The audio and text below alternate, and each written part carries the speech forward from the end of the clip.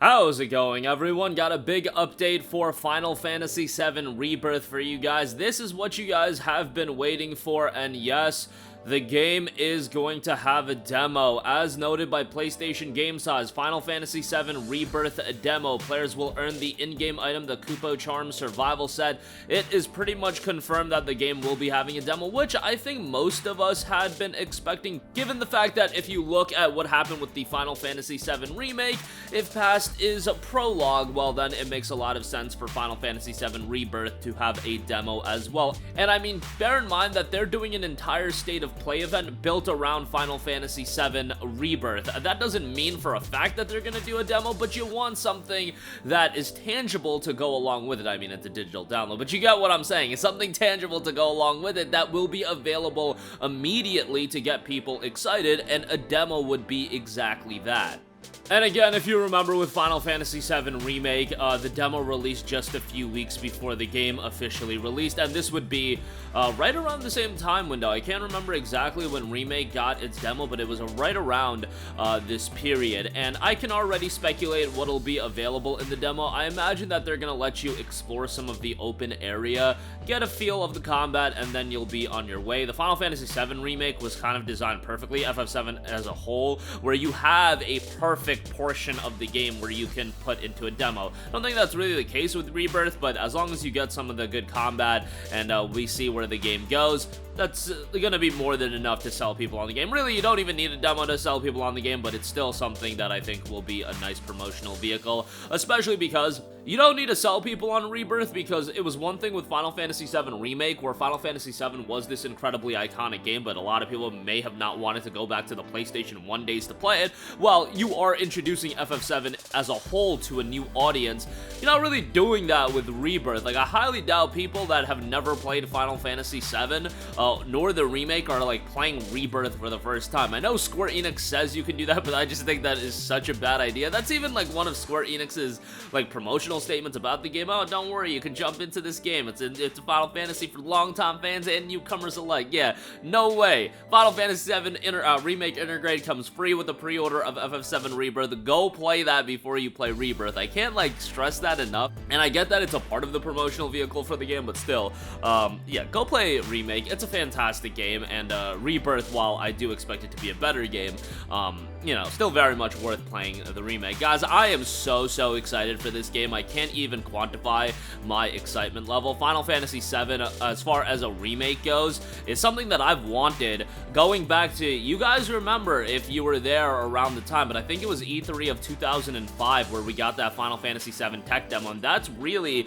where the ball got rolling on the possibility of a Final Fantasy VII remake coming to fruition. But then years went by and we had never heard about it, and then E3 of 2015, which I'll still go back to as one of the best PlayStation conferences in E3 history, RIP E3, but that Final Fantasy VII Remake announcement, and it's something that I'll go back and I'll watch every now and again, the crowd's eruption to that Final Fantasy VII Remake trailer, and I just remember texting my boy after that trailer wrapped up, and I was like, oh my god, it's happening. And now, that was almost a decade ago, 9 years ago, and then leading up to the release of Final Fantasy VII Remake, don't get me wrong, I was still super excited for the game, but part of me is like, you know, I know the story of this game. It's gonna be a fun playthrough, but I know what I'm getting myself into, and I feel like my anticipation level honestly waned a little bit. I was still incredibly excited for it, but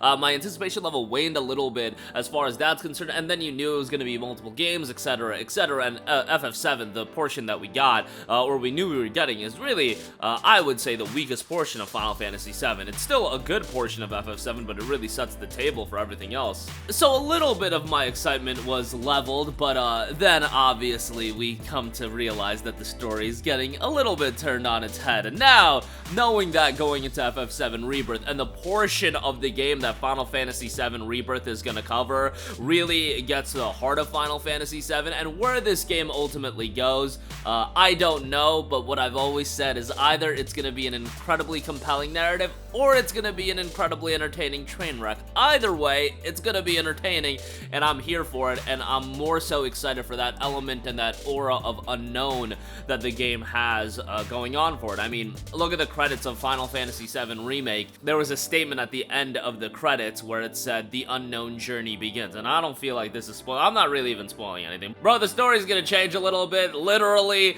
Zack is in the promotional material. Like, I don't know what I need to tell you about that, but like, it said the unknown journey begins, and yeah, that's the part that has me the most excited. But nonetheless, demo, I would imagine it'll be dropping February 6th, right after the State of Play. I do want to note one more thing. Final Fantasy VII Rebirth, the download size will be 145 gigabytes. I don't know how I just said that without, like, not being absolutely appalled, but yes, it is 145 gigabytes. Look, the game is on 2 discs, which I found to be such a fascinating thing that Square Enix was able to pivot to, in the sense that they were able to utilize the fact that Final Fantasy VII Rebirth is on 2 discs as a promotional element when they had that trailer. I think it was back at Summer Game Fest last year, where at the conclusion it said on 2 discs. Guys, there have been games on 2 discs before, but they haven't been able to use it as a promotional vehicle, and I mean recent games. Red Dead Redemption 2 was on 2 discs. It's not like they were like Red Dead Redemption 2 on 2 discs. The reason why it's so effective for Final Fantasy VII is because they're playing into nostalgia. What is the nostalgic element of being on 2 discs? You go back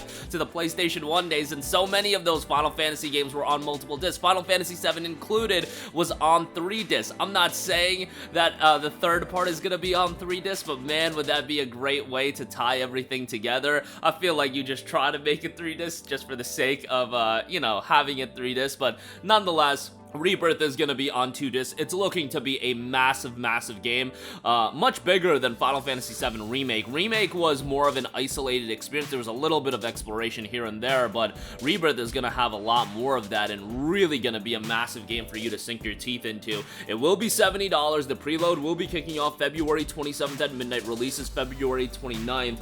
And remember, do your damnedest to try to stay away from spoilers. If you guys don't know, I mentioned in a previous video, I did have Final Fantasy VII Remake spoiled for me ahead of release. It was like all over the internet, and I had like literally the ending spoiled, and you know, the ending was like the big reveal of the aha as far as things changing, and that was like, at the time, I was so, like, shocked by how things were changing that I really couldn't comprehend that I was getting spoiled, and I was excited on the fact that things were changing, but now, looking back, I'm like, I probably would have enjoyed that reveal had I not been spoiled of it ahead of time. I think somebody mentioned it in a previous video, but if you don't want to be spoiled on this game, y'all literally gotta go on a blocking spree. Y'all literally gotta stay away from social media for a little bit, and I think you'll be alright. But come the time I get my hands on this game, I am going full hermit mode, and yeah, it's gonna be over for everything in my life outside of my playtime in this game. But nonetheless, demo should be dropping February the 6th.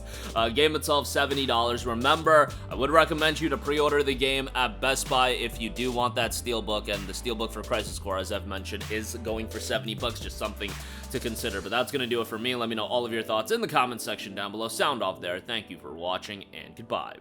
Hey guys, we hope you enjoyed the video, and if you did, make sure to hit the subscribe button, and if you're already subscribed, do us a favor and hit the bell icon. This way you'll be notified whenever we post a new video. That's the best way to keep up with all of our uploads, and we usually try to upload 2 videos a day. And with the bell icon hit, you'll be notified whenever we do upload a video. As always, thanks for watching.